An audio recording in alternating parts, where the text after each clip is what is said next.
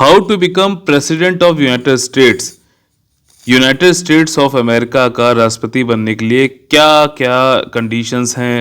United states के constitution संविधान में क्या क्या चीज़ें कैसे कैसे स्टेप्स में बनता है, ये जानना बहुत ज़्यादा जरूरी हो गया है। और इसको हम समझेंगे इंडियन राष्ट्रपति के कंटेक्स्ट में भी, इंडियन सिनेरियो के कंटेक्स्ट में भी समझेंगे इसको। ठीक है, अभी राष्ट्रपति का चुनाव चल रहा है यूनाइटेड स्टेट्स के, और काफ़ी अच्छी फाइट चल रही है जो बिडेन और ट्रम्प के बीच में। तो कई सारे उसमें पहलू थे, तो इससे रिगार्डिंग यहाँ पे हम लोग एक एक चीज़ समझने की कोशिश करेंगे। छोटी सी पिक है, इसमें आपको मैं पूरी चीज़ समझाने की कोशिश करूंगा। ठीक है, तो ध्यान से सुनिएगा, बिल्कुल एक साथ सारा सुनना जरूरी है। और जो आखिरी में क्वेश्चन पूछूंगा उनको जरूर से जरूर आपको जवाब देना है कमेंट करके। और अगर सही लगे, अच्छा लगे तो लाइक किए बगैर मत जाइएगा, और शेयर भी करना बहुत ज़्यादा फिर आपको पड़ेगा, जरूरी है, अनिवार्य है। ठीक है, तो समझते देखिए, प्रेसिडेंट यूनाइटेड स्टेट्स को बनना है अगर किसी को, तो कैसे, उसको क्या कंडीशंस हैं। तो यूनाइटेड नेशन का जो कॉन्स्टिट्यूशन है, संविधान है, वो कहता है कि भाई 3 कंडीशन चाहिए, 3 कंडीशन तो होनी चाहिए पूरी,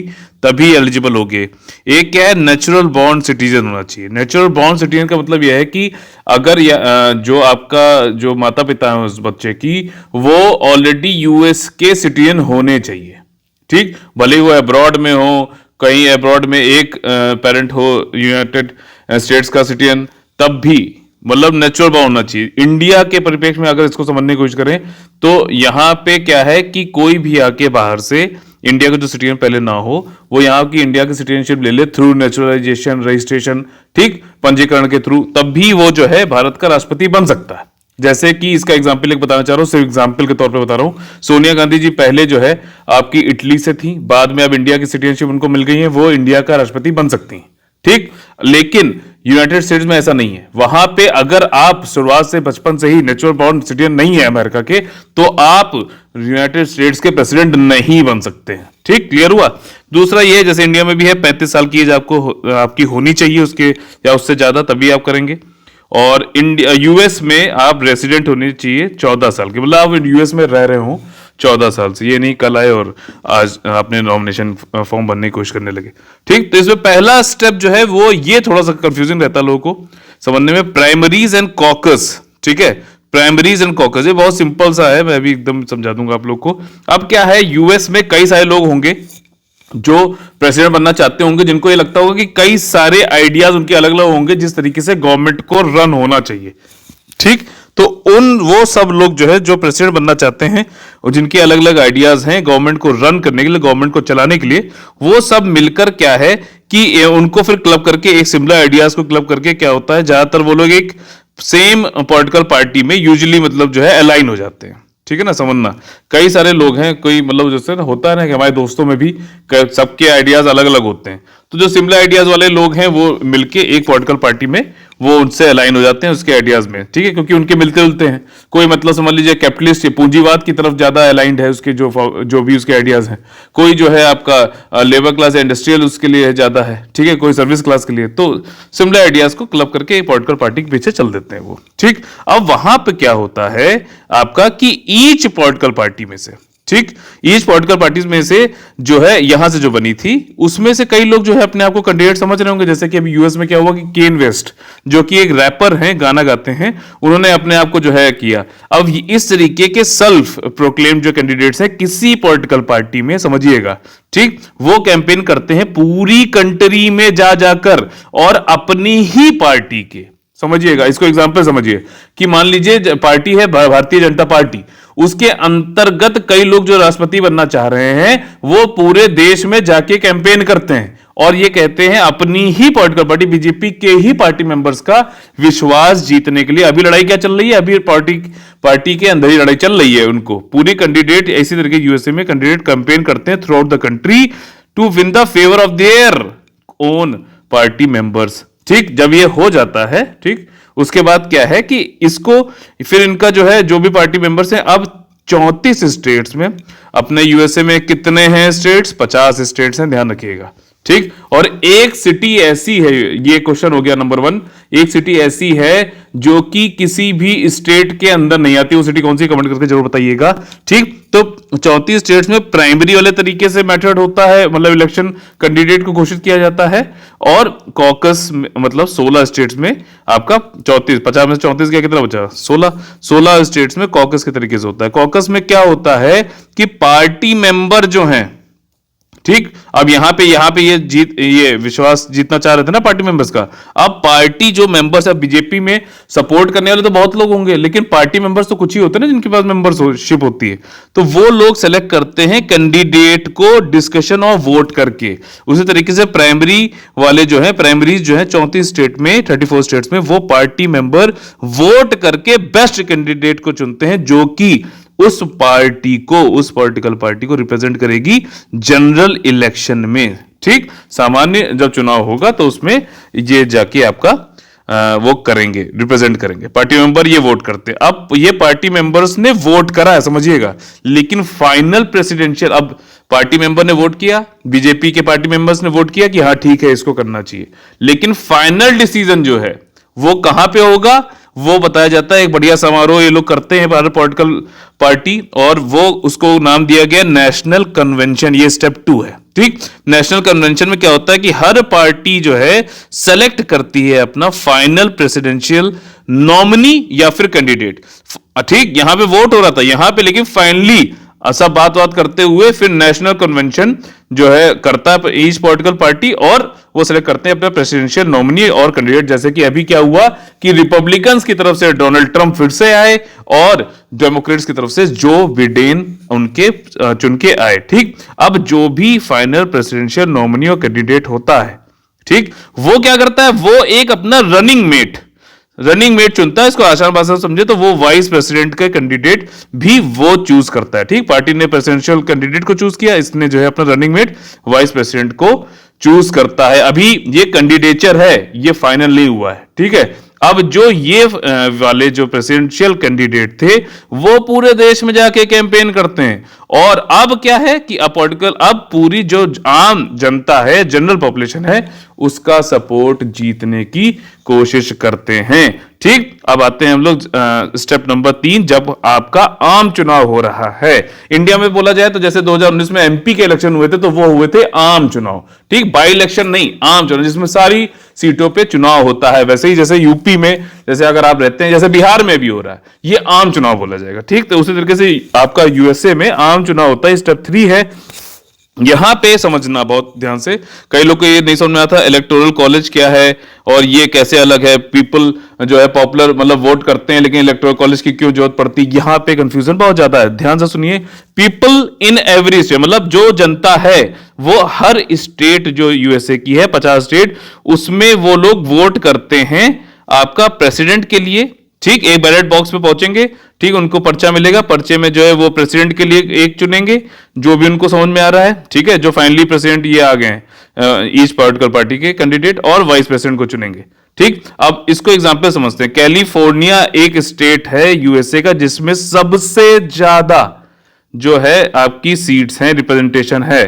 ठीक, 55 सीट्स हैं। अब इस 55 सीट्स में क्या हो रहा है कि कई लोगों ने जो है मान लीजिए चुना, पीपल ने जाके वोट किया। ठीक, अब ये इलेक्टर्स हैं, इनको इलेक्टर्स बोलते हैं। जनरल पॉपुलेशन जो है जीपी, या मान लीजिए जनरल पॉपुलेशन आपको यहां पे जाके इलेक्ट कर रही है। एक कॉन्स्टिट्यूशन में एक कॉन्स्टिट्यूएंसी जो होती है आपकी विधानसभा मान लीजिए क्षेत्र होता है, वहां पे आप एक एमएलए चुनते हो ना, कई सारे एमएलए होते हैं लेकिन चुनते तो एक हो ना। आप वोट जब डालते हो तो एक को देते हो ना। एमपी के इलेक्शन में जाके किसी एक को आप पार्टी चुनते हो ना, वोटिंग में बटन दबाते हो। तो वैसे ही वहां पे भी, वहां बैलेट बॉक्स होता है, तो वहां पे भी जाके वो क्या करते हैं कि प्रेसिडेंशियल वाले जो कैंडिडेट्स हैं उनमें से एक प्रेसिडेंट को वो देते हैं, और जो वाइस प्रेसिडेंट वाले कैंडिडेट्स जो भी हैं उनमें से एक को वो देते हैं। ठीक, तो इसी तरीके से क्या होता है कि आपका इसको बोला जाता है पॉपुलर वोट। अब मान लीजिए किसी एक पर्टिकुलर, इस 55 में से किसी एक पर्टिकुलर कॉन्स्टिट्यूएंसी में, वहां पे इलेक्टर में मान लीजिए जो है ट्रंप जीत गया, ट्रंप को ज्यादा मिले प्रेसिडेंशियल के लिए। ठीक, तो वहां का ये जो है एक इलेक्टर जैसे हो गया। तो इसी तरीके से 55 में से मान लीजिए 30 मिल गए आपको जो है ट्रंप को, और 25 मिल गए जो बिडेन को।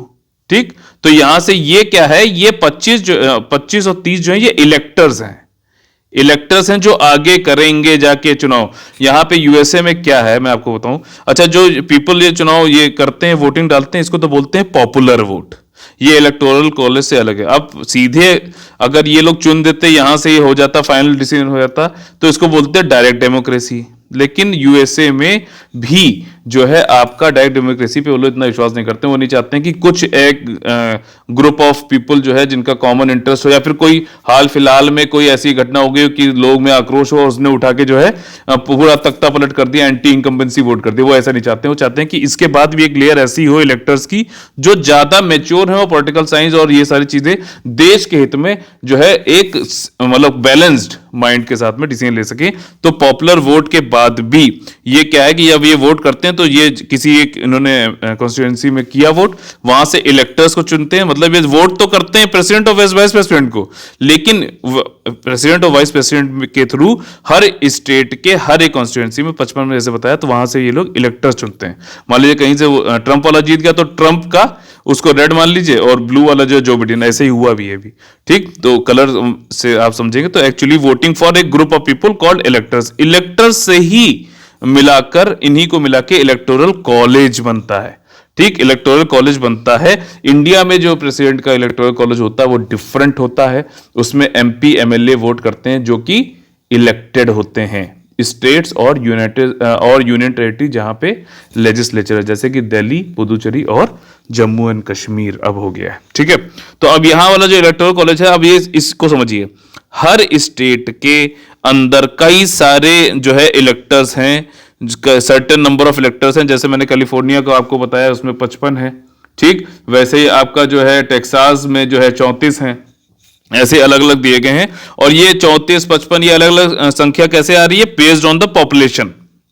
ठीक, तो दूसरा क्वेश्चन ये है कि पॉपुलेशन के बेस्ड पर कैलिफोर्निया में 55 है रिप्रेजेंटेशन हर एक स्टेट का। तो सबसे कम वो कौन सा स्टेट है यूएसए में जिसका सबसे कम रिप्रेजेंटेशन है आपका इलेक्टोरल कॉलेज के अंदर? ठीक, अब ये जो है ये टोटल मिला के 538 इलेक्टोरल वोट्स होते हैं। ठीक, इलेक्टर्स होते हैं। अब ये 538 जो है वोटर्स वोट करते हैं। अब यहां से क्या होता है कि यहां से लोग ये लोग वोट डालते जाते हैं। यहां से वोट डालने के बाद इलेक्टर्स को भी जीतते जा रहे हैं। ठीक है, तो कभी कभी ऐसा भी होता है कि पॉपुलर वोट में तो मान लीजिए ट्रम्प जीत गए, जैसे पिछले बार का जो हुआ था 2016 में। अभी तक के यूएस के इतिहास में 5 बार ऐसा हो चुका है।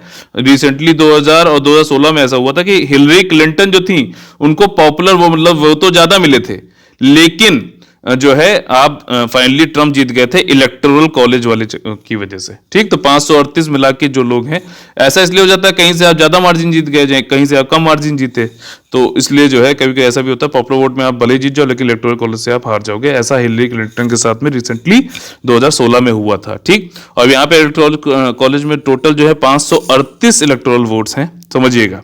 ठीक, और ये जो हर स्टेट का जो कांग्रेस में रिप्रेजेंटेशन है, कांग्रेस क्या होती है?